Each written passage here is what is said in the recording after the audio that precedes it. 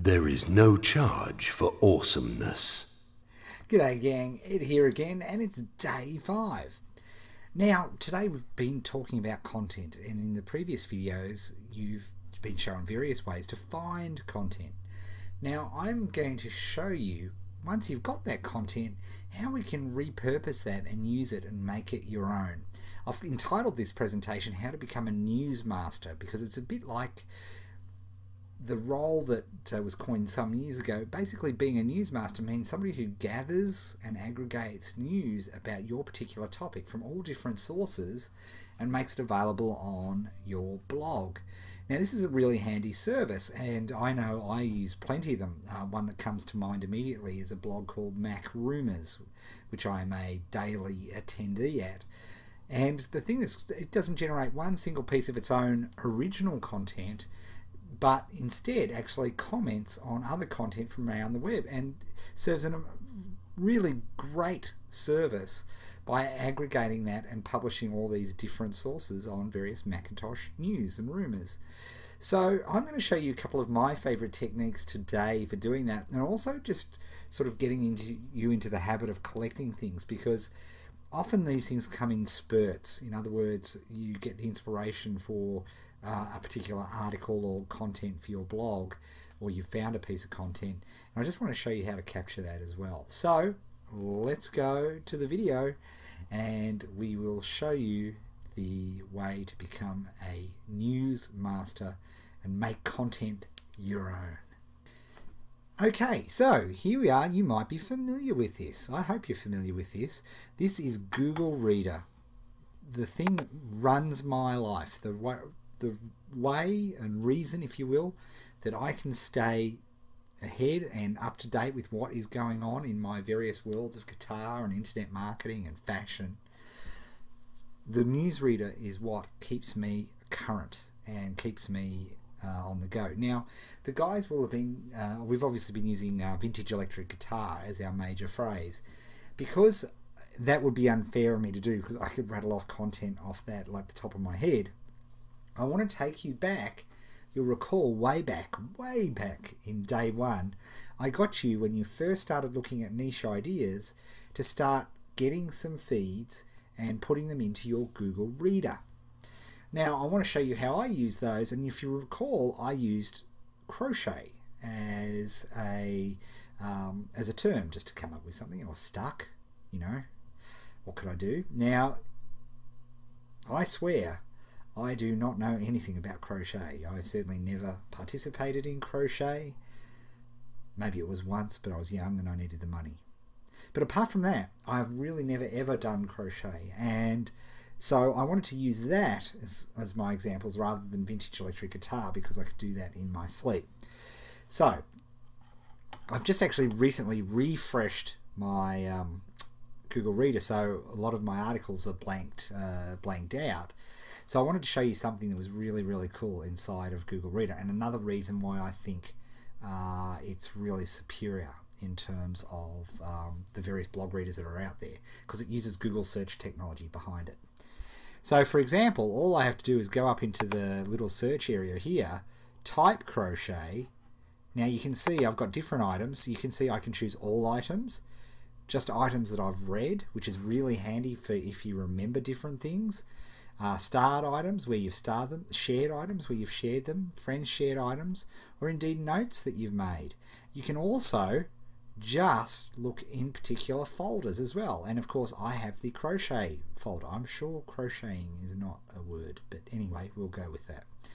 So you can really utilize these, and there's actually a whole bunch. You can actually search via subscription as well, which is really, really cool. So once you've got you said we'll just use all items, I've just hit the search button here, and boom, anytime crochet has been mentioned, up it pops. But my role here today is to take a piece of content that's somebody else's content and make it mine.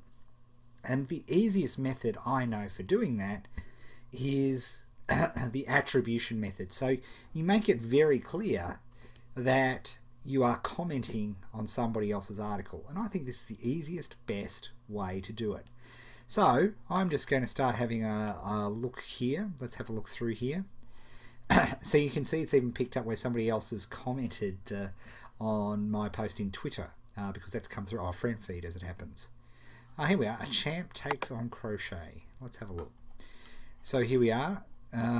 This is in the Worcester Telegram. Wow, look at this. This article here is manna from heaven. It's about a guy called Amos Whitaker. Remember, I've never seen this article before in my life, literally. But all of a sudden I'm seeing a 93-year-old man who crochets, and here you are, is unusual. A person who crochets and is legally blind in one eye. See, this is interesting to me. This is all fascinating. So here's what I want. Here's a really cool thing that you can do. Okay, remember in pre-season we got you to add a whole bunch of add-ons. One of those was Google Notebook. Now you might have noticed that, and I'll just move this up a little bit. Good old Google Notebook is popped down here in the bottom right hand corner of your browser. Let's click on that and let's add, oops, hang on, create a new notebook, and we'll call it crochet. Oops, we'll type it correctly, crochet, and we'll click OK. So that is a new notebook on crochet, which is fantastic. Alright, and I can just minimize that. Now, what I'm looking here is, Gary Halbert used to tell me all about the time, I'm looking for wow facts in an article. So I'm having a look here. This is great, and there's that great line. Now watch what happens if I right click and put on Note This, Google Notebook. Boom, look at that. I've just created a note, which I'm going to come back to later for my article. Let's continue on. See, you're crocheting for different things there, so I'm going to add that to my notebook. Wow facts. Crocheting is relaxing. That's a good one. Oh, hang on, copied too much. How good's this? See, this is what happens when you really start to work with your browser. Let's have a look.